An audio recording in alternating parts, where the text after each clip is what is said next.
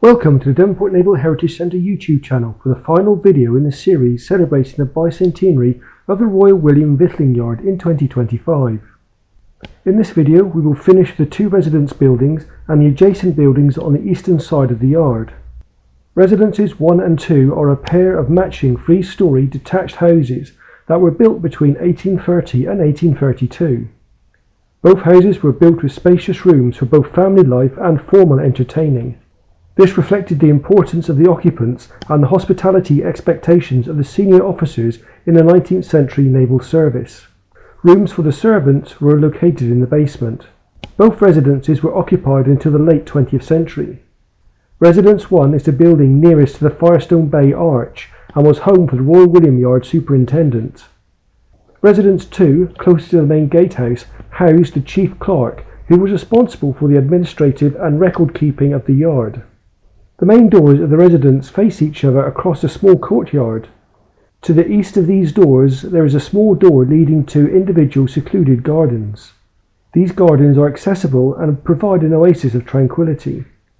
The superintendent's garden is the larger of the two, at the southern end of which is a stairway leading up to a lookout, an elevated area from where you can look out across Plymouth Sound, from Mountbatten in the east to Mount Edgecombe in the west.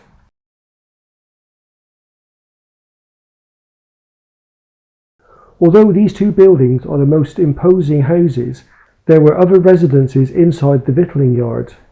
Just inside and to the left of the main gate was the porter's lodge, and a warden's house set back behind a colonnaded walkway.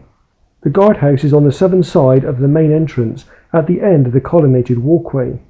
When opened in 1830, the Royal William Yard established its own police force. Operating from the guardhouse, the officers patrolled the yard to prevent theft. The guards would also check everyone who entered and left the site. The officers also provided site security. The final building in our overview of the victualling yard is the slaughterhouse and store. This building is located just inside and to the north of the main gate. This building has a triangular shape and runs along the northeast external wall of the site. This was done in part to allow the drains from the slaughterhouse to empty into the tidal waters of Stonehouse Creek. The slaughterhouse was designed to process up to 80 head of cattle at one time. The animals would arrive either overland via the main entrance or by boat via the Firestone Bay Arch. The cattle would be herded into the cattle yard, from there into the slaughterhouse. The resultant beef was salted and put into casks for provision in the fleet.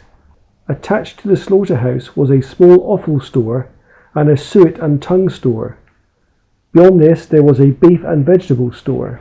Prior to the early 20th century, the majority of the time beef cattle were processed, but in 1906 pig slaughtering was introduced. In 1912 a meat inspector was employed, but this was a short-lived post, as all slaughterhouse activities ceased in 1916. This was due to advances in technology that allowed refrigerated or frozen meat to be delivered from elsewhere. We hope you've enjoyed this short series of videos on the history of the Royal William Yard. If you want to see many different artefacts from the history of the Royal William Yard, these are housed in the Victualling Through the Ages and the Uniforms Galleries at the Devonport Naval Heritage Centre. For more information on the Devonport Naval Heritage Centre, our activities, special events and opening times, please visit our Facebook page and website, as well as other videos on this YouTube channel.